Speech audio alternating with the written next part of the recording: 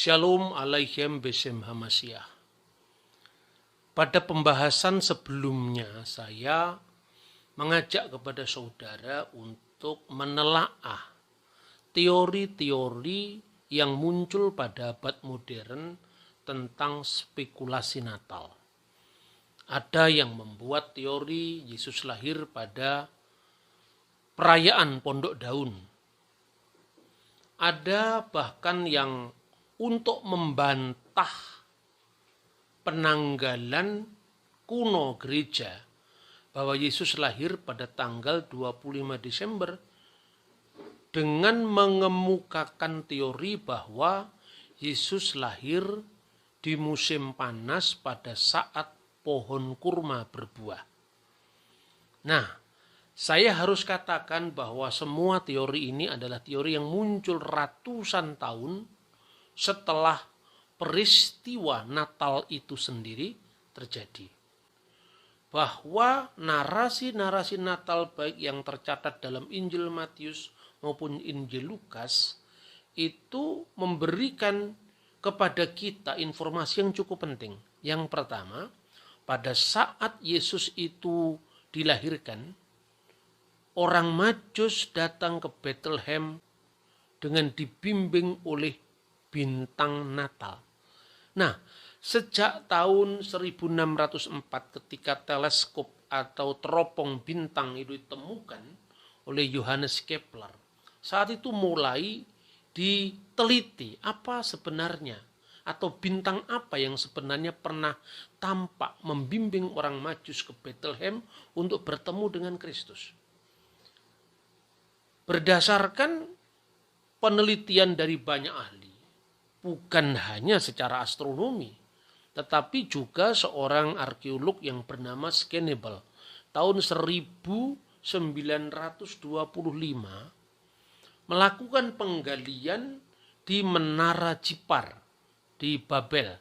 Menara Jipar itu adalah termasuk situs kuno, masyarakat kuno yang memiliki sekolah astronomi. Maka di sana ditemukan di dalam bahasa Babel kuno ungkapan seperti ini. Mulu babar ukai wanu inajipati, yang artinya Jupiter dan Saturnus pada konstelasi Pisces. Dan itu terjadi pada bulan Desember tahun 7 sebelum Masehi. Nah, apa artinya ini? Dalam dunia simbol masyarakat Babel kuno, Jupiter planet terbesar itu melambangkan raja. Sedangkan Saturnus itu adalah simbol bagi negara tetangga mereka, yaitu Israel. Negara Israel itu Saturnus. Sedangkan Pisces itu adalah hari-hari akhir. Jadi kalau dibaca, dan mungkin ini salah satu kemungkinan saya kira yang membuat orang Majus datang untuk mencari Yesus sebagai raja Yahudi, karena ungkapan itu bisa berarti seorang raja Yahudi telah muncul akhir-akhir ini. Itu dokumen pertama yang ditemukan dalam data arkeologi sekaligus didampingkan dengan fakta astronomi sejak ditemukannya teleskop. Lalu yang kedua, catatan gereja kuno sendiri. Clement dari Alexandria atau Santo Clement dari Alexandria sekitar tahun 150 mencatat bahwa bintang yang menampakkan diri kepada orang Majus yang membimbingnya ke Bethlehem itu disebut sebagai bintang nova, stella nova atau bintang baru. Dan bintang ini tampak pada bulan Maret atau April tahun 5 sebelum Masehi. Tidak hanya itu saudara-saudara, ada data-data pendamping yang menarik untuk kita bandingkan. Ya, antara lain itu adalah catatan dari Tiongkok kuno. Dalam sebuah ensiklopedia Tiongkok kuno yang dikenal dengan Qian Han Shu, itu digambarkan begini. pada tahun kedua, periode Qian, bulan kedua, suatu wishing muncul lebih dari 70 hari. Dan itu terjadi juga di bulan Maret atau April tahun 5 sebelum Masehi. Jadi banyak sekali fenomena-fenomena perbintangan yang muncul pada saat menjelang dan kelahiran Yesus. Bintang mana yang dilihat orang Majus itu? Ada banyak alternatif. Tetapi katakanlah, kalau orang Majus itu dibimbing oleh bintang, dan bintang itu yang dikenal dengan bintang nova menurut catatan dari tahun 150, yaitu Bapa Gereja Clement dari Alexandria, atau dia Haussing menurut komet berekor dalam catatan Tiongkok kuno. Tetapi terjadi sekitar bulan Maret dan April tahun 5 sebelum Masehi. Nah, saya ingat apa yang ditulis di dalam buku yang 3 jilid Yesus of Nazareth dari Bapak Suci Paus Benediktus ke-16. Beliau mengatakan bahwa sesungguhnya perhitungan Natal itu telah terjadi kekilafan. Dan ini akibat dari kekilafan yang dibuat oleh seorang rahib sekaligus matematikawan namanya Dionysius Exiguus, yang menentukan bahwa Yesus itu lahir tahun 1. Padahal menurut catatan-catatan dari bapak-bapak gereja yang lebih kuno, misalnya Irenaeus, kemudian Hippolytus dari Roma, Julius Africanus, kemudian Epifanius dari Salamis, ternyata Yesus lahir beberapa tahun sebelum tahun 1. Makanya berdasarkan konjungsi 3 planet yang tadi disampaikan dalam penemuan menara Jipar atau bukti-bukti penelitian dari astronomi yang dirintis sejak zamannya Johannes Kepler, maka Paus Benediktus ke-16 mengatakan kemungkinan Yesus dilahirkan tahun 7 sebelum Masehi. Nah, sebelum kita lanjutkan perbincangan kita, saya ingin mengajak saudara-saudara untuk berpikir sejenak. Kenapa sebelum Masehi dan kenapa tahun ini disebut Masehi atau tahun Kristen atau Anno Domini? Tahun yang kita pakai sekarang ini adalah revisi dari tahun Julian yang ditetapkan oleh Kaisar Julianus. Dan itu pun juga revisi dari penanggalan yang lebih kuno yang disebut sebagai Ab Urbi Condita. Sejak berdirinya kota Roma tanggal 21 April tahun 753 sebelum Masehi. Nama tahunnya itu adalah Anno Urbis Condita. Tahun sejak berdirinya kota Roma. 21 April 753 sebelum Masehi. Lama sekali. Kita tahunya 21 April itu hari Kartini dan itu baru kemarin sore. Makanya kadang-kadang saya mengatakan orang yang suka mengkritik kalender gerejawi itu loh. Sebetulnya bacaannya seluas apa. Jangan hanya membaca ensiklopedia Britannica dengan sok sekali mempersoalkan skeptis sekali terhadap kalender-kalender gereja yang sebaliknya justru itu kaya dengan dokumen-dokumen sejarah yang tidak pernah dia baca. Nah itu saudara-saudara. Jadi ada terjadi perbedaan dalam menghitung tahun. Dan itu diakui oleh Paus. Tetapi jangan salah, Paus tidak pernah meragukan tanggal 25 Desember sebagai perayaan Natal gereja kuno sebelum skisma. Jadi baik gereja Ortodok, gereja Katolik, itu semua mengakui 25 Desember sebagai hari kelahiran Yesus. Atau kalau menurut dokumen Koptik di Daskalia Apostolorum, itu tanggal 25 bulan Kislev, perayaan Hanukkah Yahudi, atau bertepatan dengan tanggal 25 bulan Mesir keempat, yaitu bulan Kiah. Kalau sekarang ini ada perbedaan, kenapa gereja Timur merayakan Natal tanggal 7 Januari, sementara gereja Barat 25 Desember, itu karena kekilafan menghitung kalender di gereja Barat. Dan orang dengan sangat mudah menemukan bukti itu. Kalender Gregorian tahun 1582 itu dari tanggal 4 Oktober langsung lompat tanggal 15 Oktober. Jadi ada 11 hari yang hilang. Kenapa hilang? Karena mula-mula begini. Ini memang rumit tapi harus saya jelaskan supaya Anda bisa paham apa yang saya sampaikan. Yang pertama, Paskah Kristen itu dulunya kan mengikuti Paskah Yahudi. Karena Paskah Yahudi itu Paskah keluaran dari tanah Mesir yang dirayakan tanggal 15 bulan Nisan itu bertepatan dengan bulan purnama. Sementara Paskah Kristen dasarnya adalah kebangkitan Yesus hari Minggu. Dulu gereja Roma selain Paus Telesporus yang merayakan Paskah setiap hari Minggu, tapi paus-paus yang lain karena belum menjadi ketetapan gerejawi itu masih sangat menjunjung tinggi perayaan Paskah Yahudi di bulan purnama tadi. Lah padahal antara kalender bulan dan kalender matahari itu ada selisih 10 atau 11 hari setiap tahun.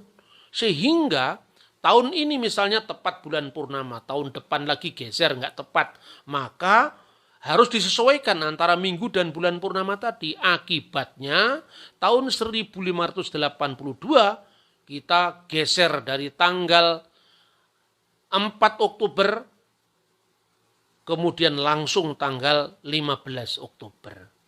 Lalu menit dan detiknya juga tidak dihitung. Ini berkaitan dengan rutinnya perhitungan tahun kabisat. Misalnya tahun 1700 hilang lagi satu hari. Tahun 1800 hilang lagi satu hari. Tahun 1900 hilang lagi satu hari. Akibatnya ada selisih 13 hari. Jadi 7 Januari di gereja timur itu sesungguhnya 25 Desember menurut kalender aslinya, kalender Julian. Sementara yang geser itu di Eropa, di barat, di gereja Katolik. Karena gereja barat ini yang menang, maka akhirnya Natal diperingati tanggal 25 Desember yang sekarang menurut tahun Gregorian. Nah, ini fakta yang pertama harus disampaikan supaya kita tidak bingung dengan kerumitan kalender Natal. Lalu yang pertama tadi, Yesus kira-kira lahir tahun 7 sebelum Masehi.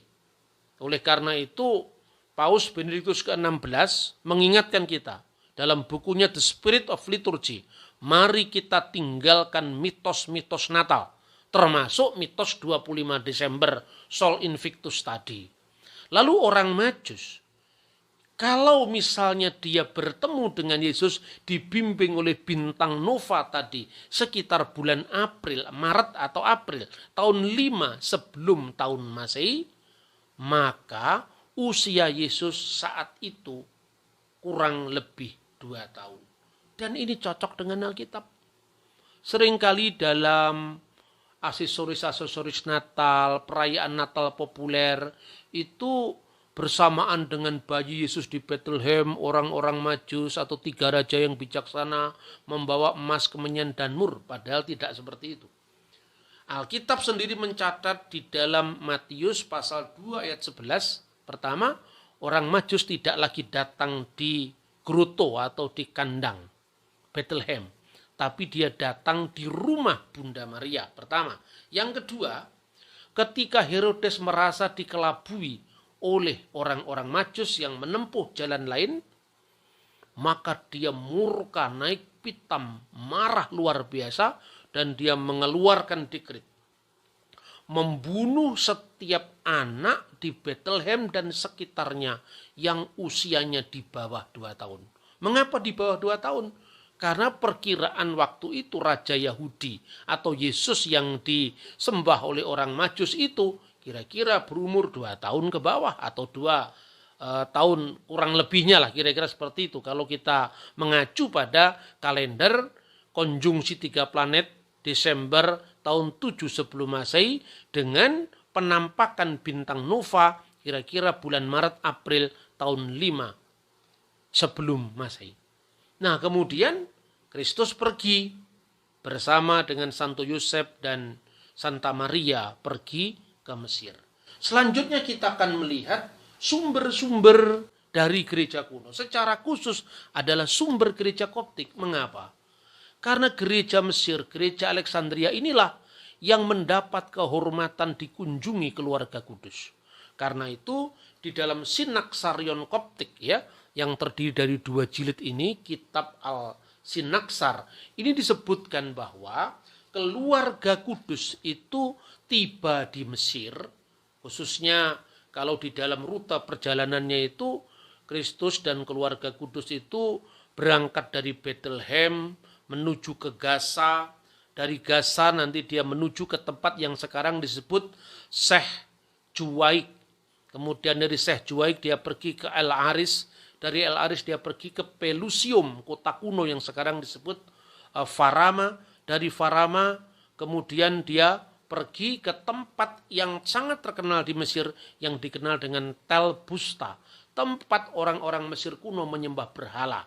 Dan itu jelas-jelas disebutkan dalam peringatan tentang kunjungan keluarga kudus ke Mesir. Jadi masuknya keluarga kudus di tanah Mesir, dan itu diperingati setiap tanggal 24 bulan Basans atau bulan Pason yang bertepatan dengan 1 Juni tahun 5 sebelum Masehi. Jadi catat, berarti ketika malaikat memerintahkan Yusuf untuk pergi membawa Yesus dan Bunda Maria ke tanah Mesir, itu setelah bulan April tahun 5 sebelum Masehi. Dan tradisi Koptik ya, yang disebut sebagai taklid al-muqaddas atau tradisi suci, atau berita yang diterus sampaikan secara tanpa putus sampai pada gereja kita sekarang, itu adalah 1 Juni. Sudah mulai masuk musim panas. Nah, dalam perjalanan keluarga kudus itu, kira-kira mereka sesampai di dekat tempat yang sekarang dikenal dengan provinsi Ismailia. Di sanalah terjadi mujizat di mana Yesus dengan kuasa sabdanya, Yesus yang waktu itu tidak lagi bayi tapi kanak-kanak, itu mengeluarkan air dari padang gurun dan terjadilah mujizat pohon kurma. Tapi ingat, itu tidak terjadi pada saat kelahirannya, tapi pada saat pengungsian ke Mesir. Nah, saudara-saudara, fakta ini yang mungkin ditafsirkan sebagai mujizat kelahiran Yesus di bawah pohon kurma. Bukan. Itu adalah mujizat ketika pengungsian keluarga kudus di Mesir. Dan itu tercatat jelas di buku Sinaksarion ini. Nah, Sinaksarion ini memang berdasarkan pada paradosis apostolik.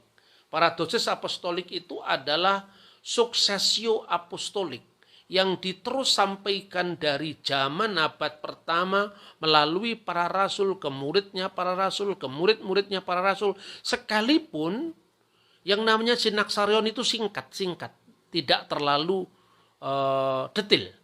Tetapi terjadi fabrikasi pada abad-abad kemudian. Antara lain muncullah buku-buku apokrifa.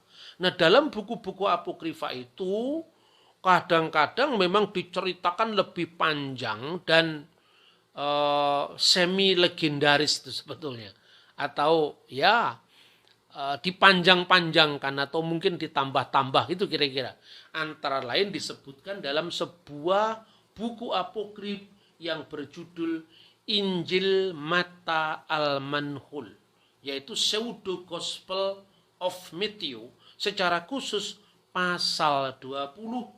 Kira-kira dikatakan, maka kata bayi Yesus yang ada dalam pelukan ibunya, perawan Maryam, wajahnya tersungging senyum.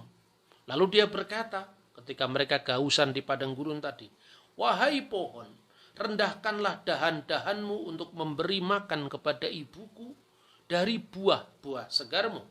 Maka pohon itu mendengar dan menundukkan dirinya ke kaki Maryam. Lalu mereka makan buah-buah yang segar itu. Setelah itu Yesus berkata lagi kepada pohon, angkatlah dirimu wahai pohon kurma, dan satukanlah dirimu dengan pohon-pohon Bapakku yang ada di surga. dan Santo Yusuf, Santa Maria, dan kanak-kanak Yesus itu bersyukur kepada Allah karena mujizat terjadinya pohon kurma yang mengeluarkan buah dan mengeluarkan air yang memancar dari bawah tadi dengan penuh ucapan syukur.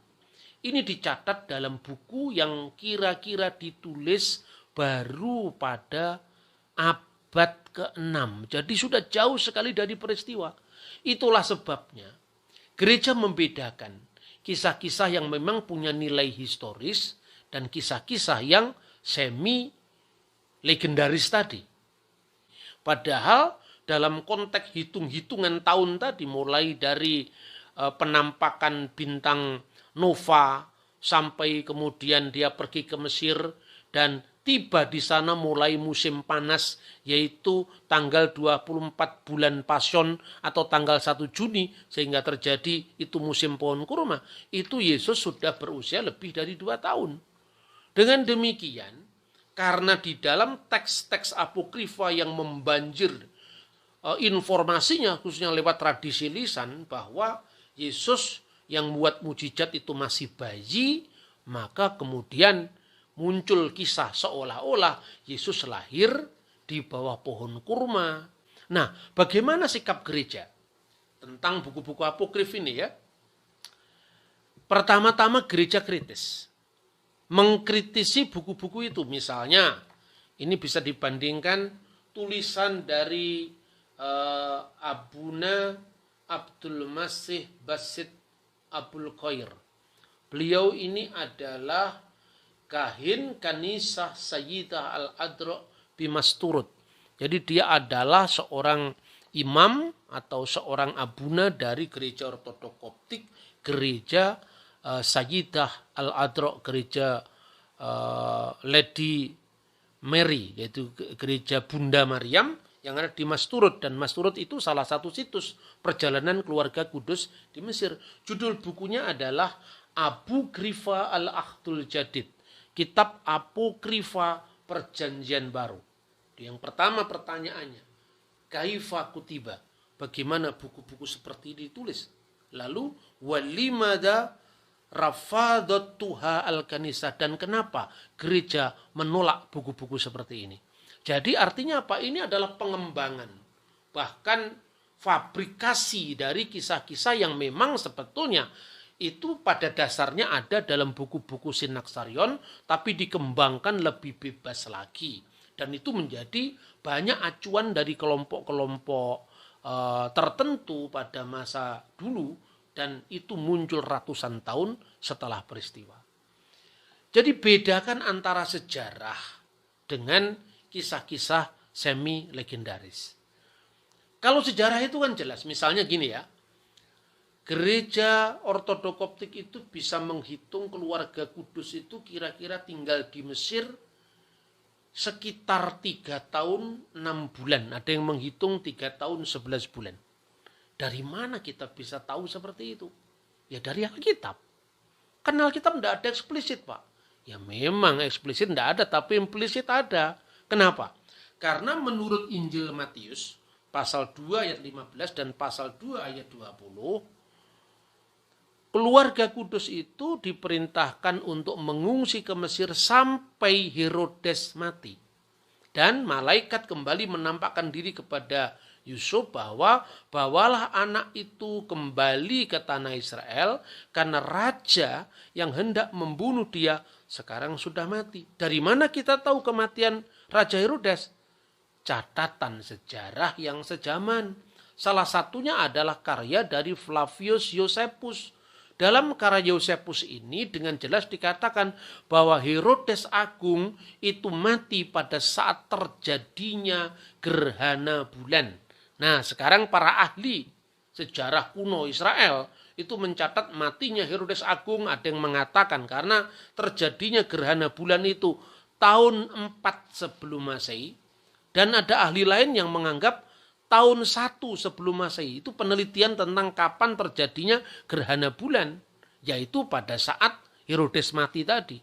Maka dari sini kita bisa lihat keluarga kudus mulai diperintahkan meninggalkan Bethlehem menuju Gaza, menuju Al-Aris, menuju Farama, sampai kemudian nyebrang sungai Nil sampai di kota Kairo lama yang dikenal dengan gereja Hanging Church, gereja Abu Sirga. Lalu mereka akan kembali ke tanah Israel setelah mendengarkan perintah malaikat tadi dalam penampakan kepada Yusuf.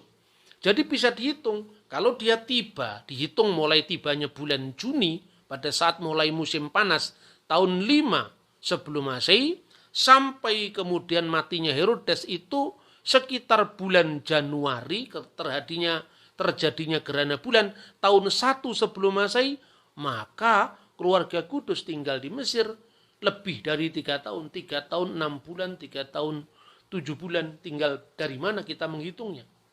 Nah, itu bedanya bagaimana gereja kuno.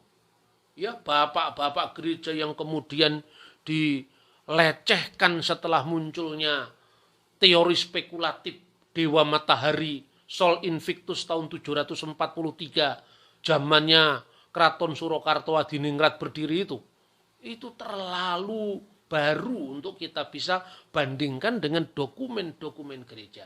Sekalipun di situ ada kekilafan di dalam menghitung, itu kan wajar. Di kalender manapun juga kan ada itu. Tetapi jangan skeptis dengan kalender gerejawi. Dan terakhir saudara-saudara, orang sering bertanya, seolah-olah gereja itu menerima 27 kitab perjanjian baru itu hanya karena asal menguntungkan gereja. Tidak seperti itu.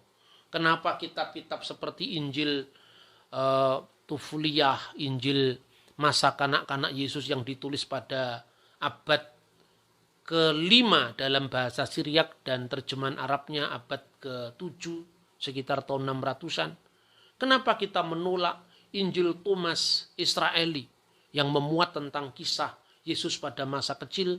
Dia membuat 12 bentuk burung dari tanah liat kemudian menjadi burung dengan sungguh-sungguh. Kenapa cerita Yesus bicara pada waktu bayi yang disebutkan dalam Injil masa kanak-kanak Yesus berbahasa Arab itu ditolak oleh gereja? Bukan karena itu bertentangan atau seolah-olah ini enggak cocok dengan klaim ketuhanan Yesus. Tidak seperti itu. Maka baca langsung sumbernya. Seandainya gereja menerima buku-buku itu, kalau sekedar untung-untungan gereja untung. Ini saya itu contoh ya. Ini terbitan dari Injil masa kanak-kanak Yesus. Diterjemahkan dalam bahasa Latin oleh Henricus Sick. Ini terjemahan di dalam bahasa Latin, tapi berdampingan dengan naskah Arabnya ya. Ini diterbitkan pada tahun 1697. Ini misalnya. Kalau justru kita menerima buku ini sebetulnya malah mendukung ketuhanan Yesus, bahkan ajaib sekali. Karena Yesus usia masih bayi digendong ibunya sudah bisa bicara ini. Bahkan di sini tidak menolak Tritunggal, tidak menolak keilahian Yesus, bahkan melebih-lebihkannya. Misalnya diawali dari Bismil Ab walibni warrohil kudus al-ilahu wakid amin. Trinitas, demi nama Bapa dan Putra dan Roh Kudus amin. Dan di dalam pasal pertama itu disebutkan bahwa telah disebutkan di dalam kitab Yosefus, qad wajadana fi kitabi Yosefus Rois al-kahinat alladzi kana ala ahdil masih. Disebutkan dalam kitab Yosefus Rois kahinah, jadi imam besar yang hidup pada zaman Al-Masih, wa hot kola Anas innahu Kayafa, dan ada juga yang mengatakan dia adalah Anas atau Kayafas. Ini disebutkan di situ. Inna Yasua takalama wa huwa hina kana fil mahdi. Bahwa Yesus telah bisa berbicara ketika dia masih bayi, masih digendong ibunya. Wa qala li Maryam ummuhu, dan dia berkata, bayi Yesus tadi berkata pada Maryam ibunya, ini ana huwa Yesua ibnullah. Sesungguhnya aku inilah Yesus, putra Allah. Wa abi arsalni likolasil alam. Dan Bapakku telah mengutus aku untuk keselamatan dunia. Jadi ini jelas mendukung keilahian Kristus. Bahkan gereja menseleksi mana yang punya nilai historis, mana yang tidak punya nilai historis. Tentu kalau kisah-kisah Sinaksarion berdasarkan taklid al-muqaddas, berdasarkan tradisi suci, berdasarkan cerita-cerita historis yang diterus sampaikan dalam jalur apostolik sampai zaman rasuli kepada gereja kita sekarang ini. Itu bisa dipercaya. Tetapi fabrikasi, melebih-lebihkan kisah itu dalam buku-buku yang disebut buku apokrifa, yang itu muncul ratusan tahun setelah zaman Yesus, tentu itu tidak sekedar menguntungkan klaim gereja atau tidak. Gereja tidak pernah mengajarkan kebohongan hanya untuk menyatakan kebenaran. Kebenaran tidak mungkin lahir dari kebohongan. Kebenaran adalah kebenaran. Kalau kita tidak bisa lagi jujur dengan agama kita, lalu apa yang kita perjuangkan? Terima kasih untuk perhatian saudara menyaksikan tayangan ini. Tuhan memberkati kita.